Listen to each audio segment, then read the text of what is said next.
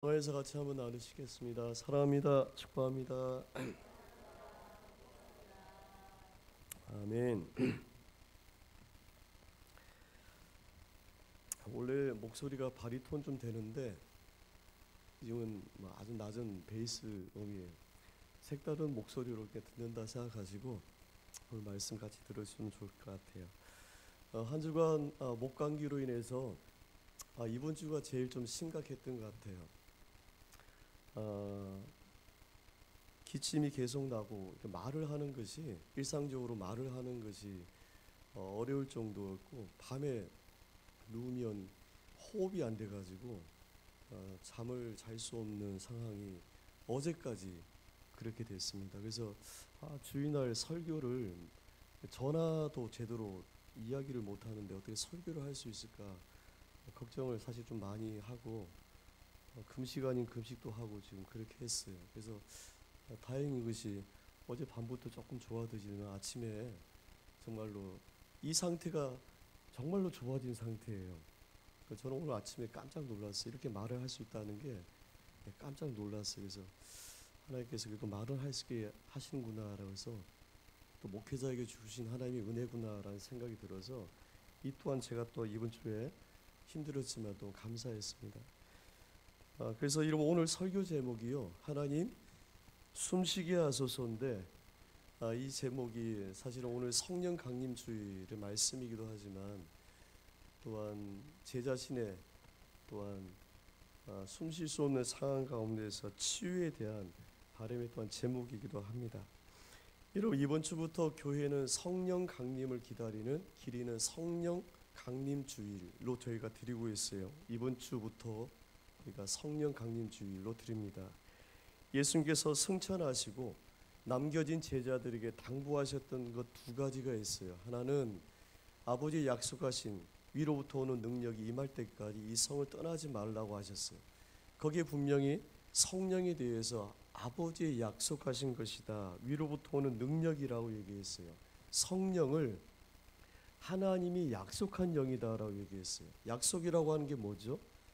주겠다고 하는 거잖아요. 하나님이 너희들에게 주신다는 거예요. 이것을 하나님이 너에게 약속했다는 거예요. 이 성령을 받기 위해서 어느 날 갑자기 성령이 여러분 임한 게 아닙니다. 이것은 오늘 우리에게도 여러분 중요한 메시지가 됩니다. 제자들이 어느 날 갑자기 자기 일 하다가 성령을 받은 게 아니라는 것이었어요. 주님의 말씀을 따라서 그들이 예루살렘을 떠나지 않고 모여서 기도했습니다. 그들이 합심해서 모여서 기도한 기간이 약 10일 됩니다. 10일 동안 그들은 한 군데 모여서 전적으로 마음을 같이하여 성령을 구하는 기도를 한 것이었어요. 여러분, 성령이 어느 날 갑자기 임한 것처럼 보이지만 성령을 받기 위해서 주의 제자들이 한 일이 있다는 거예요. 주의 말씀을 듣고 즉 순종하고 그들이 모여 기도했다는 것이었어요.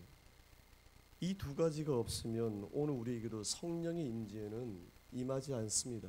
말씀을 듣지 않는 자에게 어떻게 성령이 임하겠어요? 기도하지 않는 자에게 어떻게 성령이 충만하게 임할 수가 있겠어요? 그러니 여러분, 오늘 우리가 성령을 기리는 이 날에 그저 교회에 왔다고 해서 성령의 절기가 됐다고 해서 오늘 성령이 임하지는 않습니다. 바라기는 오늘 성령 절기가 되었지만 마가의 다락방에 임하였던 그 성령님이 임하시기를 기도하고요. 그리고 고넬료의 가정에 베드로를 청하였을 때 고넬료의 형제 자매들이 말씀을 듣기 위해서 먼 곳에서 왔어요. 고넬료는 로마 사람입니다. 그의 친척과 가족들이 어디에 있었겠어요? 먼 곳에서 그들이 다 왔겠죠. 그 모여있는 자리에서 이방인 베드로에게 말씀을 듣다가 놀랍게도 오순절 마가의 다락방에 임하였던 그 성령님이 그들에게도 임하였다고 기록을 하고 있어요. 그래서 함께 갔던 유대인들이 놀랐다는 거죠. 말씀을 듣는데도, 거기서 어떤 기도의 행위를 하지 않았는데도, 말씀을 간절히 듣는데도 그 자리에 성령이 임하였다는 겁니다. 여러분, 기도하여 준비한 자에게 성령님이 임하세요. 그리고 말씀을 간절히 사모하는 자에게도 동일하게 성령님은 임하시는 거죠. 이 성령님이 사도행전 말씀에 보니까 임하시는 그 자리가 자세하게 기록이 되어 있어요. 하늘로부터 급하고 강한 바람 같은 소리가 그 모여있는 온 집에 넘쳤다라고 기록을 하고 있습니다. 그리고 불의 혀같이 갈라지는 것이 보이는데 각 사람 위에 임하였다는 것입니다. 성령님이 오신 거죠. 성령님이 임하신 것이죠. 그래서 120명의 모든 성도들이 성령으로 충만했어요. 그리고 그때 이들은 다른 언어들로 말하기를 시작했습니다. 유대인들을 두려워서 숨어있던 이들이 이제는 밖으로 나갑니다. 사람들이 있는 곳으로. 그래서 그들이 전하였던 성령 받은 제자들의 첫 번째 메시지가 예수가 그리스도라고 하는 것이었어요.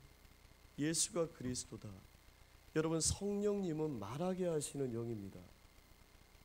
예수가 그리스도라고 하는 사실을 말하게 하시는 분이 성령이세요. 그래서 우리가 성령으로 아니하고는 하나님을 아바 아버지라 부를 수 없다고도 로마서의 바울은 이야기를 하고 있어요. 입을 닫고 있던, 두려워 숨어 있던 이들 제자들이 밖으로 나가서 그들 닫힌 입을 열어서 예수가 그리스도라고 선포하게 하였던, 두려움에 닫힌 그들의 입을 여신 분이 바로 성령이라는 거죠. 왜 복음을 전하지 못할까요? 성령으로 충만하지 못하기 때문에 그런 거죠. 여전히 우리의 입은 닫혀져 있어요. 은혜는 받았다고 하지만 여전히 우리의 입은 닫혀져 있어요. 몸은 숨어 있어요. 내가 예수 믿는다고 하는 사실이 드러날 것이 직장 내에서 두려워요. 내가 예수 믿고 있다는 사실 누군가에게 말하는 것이 부끄러워요. 이것은 숨어있는 제자들, 성령 받기 이전의 제자들의 모습과도 같아요. 평생을 예수를 믿고 교회를 다녀도 우리는 늘 성령 받기 이전의 성도들의 모습과도 같아요. 직분을 받았어요. 교회 생활을 하고 있어요. 그러나 여전히 우리는 숨어있는 사람들, 입을 닫고 있는 사람들이에요. 많은 것은 알고는 있지만 그러나 내 입이 열려지지 못하고 있어요. 성령님은 입을 열어 말하게 하시는 분이죠.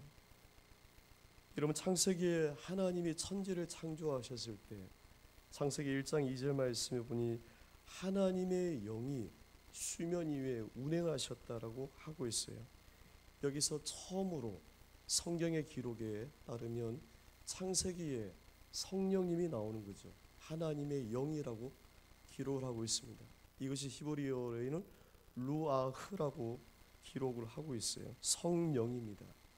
이 루아흐라고 하는 이 단어가 하나님의 영으로, 우리말에는 영으로 표현이 되었지만 이 루아흐라고 하는 단어가 성경 다른 곳곳에는 다른 말로, 우리말로는 다른 말로 표현이 되었어요.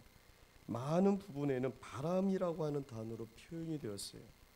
대표적으로 홍해 바다를 가르실 때 동풍을 불어서 바다를 갈라지게 했다고 되어 있어요. 성경 말씀 보니까 주의 콧김에 물이 쌓이되 파도가 언덕같이 일어나고 큰 물이 바다 가운데 엉기었다고 되어 있어요. 하나님의 성령, 이 바람을 하나님의 콧김이라고 표현했어요. 참 재미있는 표현이죠. 하나님의 콧방귀를 한번 끼시니까, 하나님의 콧김을 한번 부시니까 그 홍해의 바다가 갈라졌다는 거예요. 그 바람이 바로 성령이에요. 주의 백성이 광야에서 먹을 것이 없다고 고기를 달라고 외쳤을 때 하나님이 바다에서부터 바람을 불어가지고 그들에게 메추라기가 떨어지도록 하셨어요. 거기에 불어왔던 바람도 루하의 성령이에요. 그냥 자연적으로 불어오는 바람이 아니라 하나님의 성령이 그렇게 역사를 하셨다는 거죠. 하나님의 영이 루하의는 하나님의 말씀을 실행하는 하나님의 능력이에요. 하나님이 말씀하시면 그 말씀이 바람의 형태로 물이 갈라지게 하시고 메추라기에 떨어지게 하시고 그런 하나님의 역사가 일어나게 하신다는 거예요. 그리고 하나님의 영인 성령은 가장 중요한 겁니다. 우리의 생명을 살리는 영이에요.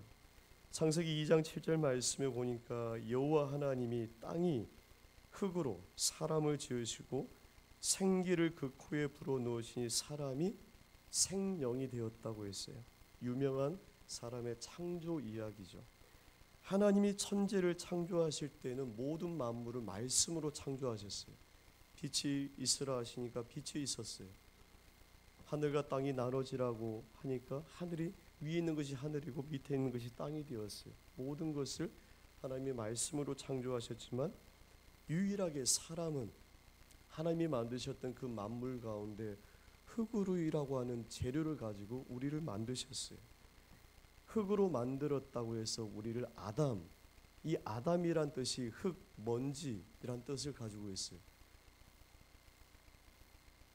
살아있는 숨이 생기인데 이 생기라고 하는 번역이 다른 번역에 보니까 호흡, 정신, 아까 읽었던 말씀처럼 콧김, 입김 뭐 이런 단어로 많이 표현이 되고 있어요. 이 단어가 바로 하나님의 생기가 신약 성경에는 푸뉴마라고 기록되어 있어요. 바로 하나님의 성령을 이야기합니다.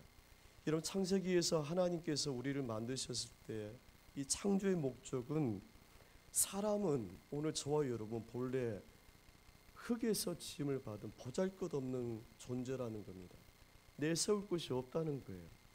먼지가 눈에 보이는 것이로 먼지인데 귀합니까? 그걸 모아다가 귀하게 여기는 사람이 있어요? 먼지와 흙과 같은 존재가 오늘 저와 여러분이라는 거예요. 보잘것없는 존재에 불과한 우리를 하나님의 생기가 성령이 불어넣으시니 생명이 되었다는 것이에요. 보잘것없는 오늘 우리 안에, 우리 육신에 하나님의 영이 들어왔을 때 비로소 사람이 되었다는 겁니다. 이것이 창세기에 나와 있는 사람의 창조 이야기예요. 그래서 사람은요, 다 사람이 아니라 그 안에 하나님의 영이 있는 사람이 비로소 호흡을 하게 됩니다. 우리가 들숨과 날숨을 하여 살아갈 수 있어요. 목감기 한번 아파 보니까 이렇게 들숨과 날숨이 이렇게 힘들어요. 침 한번 삼키는 것도 그렇게 힘들어요. 그냥 무의식적으로 자연적으로 늘 하는 호흡과 침 삼키는 행위가 한번 아파 보니까 이렇게 힘들다는 거예요. 사람은 호흡을 할 때 내가 하나님께로부터 지음을 받았구나라고 하는 것을 알도록 우리를 창조하셨다는 거예요. 여러분 사람은요 숨을 쉬어야만 살아갈 수 있어요. 당연한 겁니다. 숨을 쉬지 않으면 죽습니다. 우리 영도 그래요. 하나님께서 우리를 만드셨던 그 창조의 목적이 흙으로 빚었는데 흙 안에 하나님의 영이 들어갔기 때문에 생명이 되었다는 거예요. 오늘 저와 여러분의 존재 자체가 육으로 살아가는 것이 아니라 우리의 영에 하나님의 영이 들어가 있어야 된다는 거예요. 그래야 오늘 저와 여러분이 숨을 쉬며 살아갈 수가 있다는 거예요. 하나님의 영이 없으면 우리는 죽습니다. 예수님께서 비유하셨던 말씀 가운데 네 가지 땅에 대한 비유 말씀이 있어요. 그 네 가지 땅 중에 가시떨기에 떨어진 비유 말씀에 더러는 가시떨기 위에 떨어짐에 가시가 자라서 기운을 막았다라고 되어 있어요.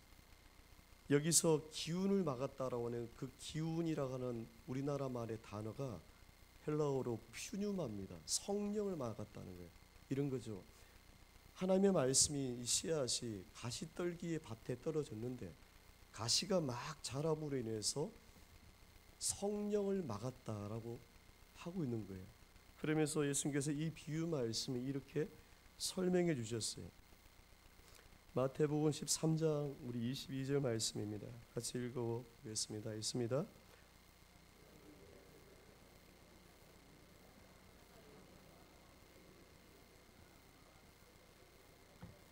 세상의 염려, 근심, 물질의 유혹 이것이 가시로 비유를 하고 있어요. 이것이 기운이 이것으로 인해서 기운이 막혔다는 거예요. 성령이 막혔다는 것을 말씀의 결실을 맺지 못하고 있다는 것을 비유 말씀 가운데 이야기를 하고 있어요. 그래서 여러분 숨막히는 이 세상 속에서 근심 없고 걱정 없이 살아간다. 여러분 그런 일이 우리에게는 없죠. 눈만 뜨면 늘 근심과 걱정하는 일이 문 앞에 순번을 정하지도 않았는데 막 들어오려고 하고 있어요. 우리가 중요한 것은 우리가 사는 모든 날수 동안에 스트레스 받을 일이 없다. 그런 사람은 무덤에 들어가야죠. 매일마다 스트레스 받고요. 근심과 걱정과 염려하는 일이 넘쳐나고 있습니다. 문 앞에 이미 대기하고 있어요. 어떻게 해야 될까요? 그래서 성령의 기운이 막히면 안 된다는 거예요. 우리 안에 계신 성령이 살아있어야 된다는 거예요.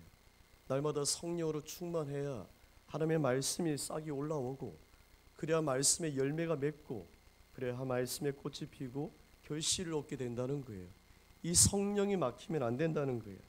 숨 막히는 세상 속에서 여러분 성도가 살 길은 문제 하나가 없어지는 것이 아니라는 거예요. 하나의 문제가 없어지면 또 다른 문제가 늘 대기하고 찾아와요. 문제가 없어지는 것이 기도의 응답이 아니라는 거예요. 순간은 안심되어지고 기도가 응답되었다고 즐길 수 있지만 근본적인 것은 우리 안에 계신 성령의 충만입니다. 성령으로 충만하면요, 문제가 있어도 그 문제는 하나님의 은혜로 바뀌는 기회가 되어져요. 메마른 땅에 무엇을 심을 수가 없잖아요. 바람이 조금만 불어도 먼지가 나서 숨을 쉴 수 없는 것처럼 메말라져 있는 우리의 심령에 갈등과 분열과 아픔만 일어납니다. 서로가 부딪히면 문제만이 생길 수밖에 없는 거예요. 여러분, 지금 우리가 살아가는 세상은요, 우리 눈으로 보는 모든 것도 온통 숨막히는 일들밖에 없어요. 러시아와 우크라이나 전쟁이 1년 가까이 지금 넘어가고 있습니다. 이제는 여러분 핵 위험이 높아져 가고 있어요. 벨라루스라고 하는 인근 지역으로, 나라로 러시아가 핵 이동을 했다고 그러잖아요. 핵 위험이 높아지고 있어요. 매 시간마다 우리가 뉴스로 실제로 게임이 아닌데도 전쟁의 모습을, 사람이 죽어나가고 있는 모습을 영상으로 보고 있어요. 장시간 이렇게 노출이 되다 보면요, 폭력과 전쟁에 대해서 사람들이 무감각해져 버려요. 숨막히는 세상에 오늘 저와 여러분이 살아가고 있어요. 기후위기의 상황이 여러분 심각하다고 하는 것은 어제 오늘의 이야기가 아닙니다. 지구촌 한쪽에서는 최악의 물난리가 지금 나고 있어요. 그러나 또 한쪽에서는 심각한 가뭄이 일어나고 큰 산불이 계속 일어나고 있어요. 올해 한반도는 엘니뇨 현상으로 인해 가지고 역대 경험하지 못했던 무더위가 올 것이라고 기상학자들이 이미 경고를 하고 있습니다. 많은 학자들이 얘기하는 것은 이제 우리가 겪게 되어질 여러 가지 자연의 재해는 지금까지 우리가 겪지 못했던 최초의 것이고 최대의 것이라고 그렇게 이야기를 합니다. 예전에는 10년에 한 번씩 왔던, 아니면 100년에 한 번씩 왔던 이 수치가 깨질 것이라는 겁니다. 코로나가 좀 잠잠해졌다고 그러죠. 3, 4년 뒤에 또 다른 녀석이 온다고 이미 예고를 하고 있어요. 정치는 여러분 우리의 숨을 더욱더 힘들게 하죠. 매일 뉴스를 보는 것이 여러분 괴롭고 힘들어요. 한국의 정치적 구조라고 하는 것이 소수의 당이 설 수 없는 거대 양당 구조잖아요. 어느 당이 잘하는 것이 아니라 어느 당이 못하면 반사 이익을 얻는 구조이기 때문에 누가 더 못하나를 따지고 있어요. 잘하기 위한 정책과 토론이 사라졌어요. 연일 지도자들의 비리 소식으로 가득 차 있어요. 정치가 국민들에게 큰 짐이 되고 있어요. 뉴스 보는 것이 사실은 두려워요. 숨이 참 막히는 그런 상황입니다. 우리 가정은 여러분 어떻습니까? 여러분의 자녀들은 어떻습니까? 오늘 나의 삶과 모든 것들은 다 어떻습니까? 되돌아보면 모든 것이 다 숨이 막히는 그런 상황에 오늘 저와 여러분이 살아가고 있습니다. 여러분, 우리의 영혼이 숨을 쉴 수가 없어요. 죄의 무게가 눌리고 삶의 근심과 걱정의 덩어리로 날마다 더 쌓여가고 있는 것처럼 보여요. 삶이 끝을 모르는 절벽에 서 있는 것처럼 그렇게 느끼기도 합니다. 그러나 여러분 그것은 나만 느끼는 것이 아니고 동시대를 살아가는 많은 사람들이 동일하게 겪고 있는 그런 이 시대의 아픔이기도 합니다. 희망이 보이지 않는다고도 얘기합니다. 그래서 여러분 지금 이 시대는 정말로 간절하게 초대교회 이마했던 그 성령의 강한 바람이 다시 한번 우리에게 불어와야 되는 간절한 때입니다. 모든 것이 다 때가 있다고 하는데 이 부흥의 성령의 바람이 다시 한번 우리에게 불어와야만 됩니다. 그래서 여러분 오늘 에스겔서 37장 이 말씀은 에스겔이 보았던 이 환상은 숨막히는 이 세상 속에서 상황 속에서 살아가는 오늘 우리에게 하나님의 분명한 소망을 주는 것이죠. 하나님이 주의 권능으로 에스겔 선지자를 골짜기로 데리고 왔어요. 이 골짜기는 전쟁으로 인하여 죽었던 수많은 사람들이 죽어있는 곳입니다. 공동묘지도 아닙니다. 묘지라고 조성되어 있는 것도 아닙니다. 시체들이 던져졌고 그래서 새들에 의해서 쪼아먹어 그냥 시체와 살이 뼈들이 보여지는 그런 장소입니다. 마치 사람들이 널브러져 있는 시체가 널브러져 있는 곳이에요. 얼마나 많은 시간이 지났는지 백골이 현상이 일어난 그 죽어있는 자들의 뼈가 드러나 있는 그 골짜기로 데리고 가셨어요. 그러면서 하나님께서 에스겔에게 묻습니다. 이 뼈들이 살아날 수 있느냐고 물어요. 그러면서 주님께서 이 뼈에게 말씀하시죠. 오늘 5절 6절 말씀입니다. 같이 읽어보시겠습니다. 주 여호와께서 이 뼈들에게 이같이 말씀하시기를 너희가 살아나리라. 너희 앞에 힘줄을 두고 너희가 살아나리라. 또 내가 여호와인 줄 너희가 알리라 하셨다. 하나님께서 에스겔에게 뼈를 보여주셨어요. 죽어 있는 겁니다. 죽어 있는데 너무나도 오랜 시간이 지나서 이미 다 백골이 된 거예요. 뼈가 드러나 있는 상태입니다. 하나님께서 오늘 저와 여러분에게 가정을 보여주셨어요. 우리 가정의 상태가 죽어 있어요. 하나님께서 오늘 우리에게 성령 안에서 우리의 심령을 보여주셨어요. 죽어 있어요. 마른 뼈와도 같아요. 근데 놀라운 것은 하나님께서 죽어 있는 이 뼈에게 말씀이 선포되자 뼈와 뼈가 연결이 되어져요. 사람의 형체가 됩니다. 힘줄이 올라옵니다. 살이 붙어요. 그리고 가죽이 붙어서 사람의 모양이 됩니다. 그러나 여러분 이것이 살았다고 할 수가 없어요. 사람의 모양은 되었어요. 이전의 뼈의 형태는 전혀 없어요. 사람의 모양이 된 겁니다. 그러나 아직 살아나지 않았어요. 하나님의 생기가 그에게 들어가 있지 않았어요. 그래서 하나님께서 오늘 9절 말씀 보니까 생기야 사망에서 불어와서 이 죽음을 당한 자들에게 불어와 살아나라라고 명령하셨어요. 그래서 사방부터 하나님의 생기가 성령이 죽어 있는 그들에게 들어가서 그들이 살아서 큰 군대가 되었다라고 기록을 하고 있어요. 여러분 에스겔에게 보여줬던 이 환상은 그 죽어 있는 뼈는 바로 죽어 있는 이스라엘 백성들을 이야기합니다. 나라가 무너졌어요. 성전이 무너졌습니다. 그들은 70년 동안 지금 포로로 잡혀와 있습니다. 나라를 회복할 수 없는 상황입니다. 그런데 여러분 죽어 있는 뼈와 같은 이스라엘의 이 상황을 보느냐는 거예요. 보고 있는 거죠.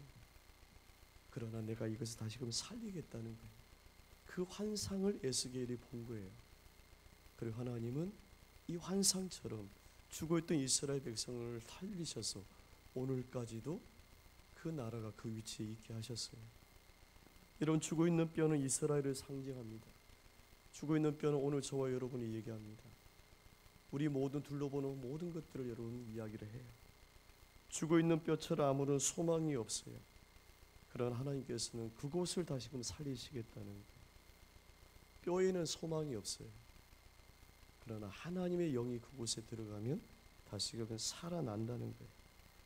인간을 만드실 때 흙으로 빚으시고 하나님의 생기를 불어넣으시니 사람의 생명이 되었던 것처럼 하나님의 성령이 그들에게 부어졌을 때 그들은 살아서 큰 군대가 되었다.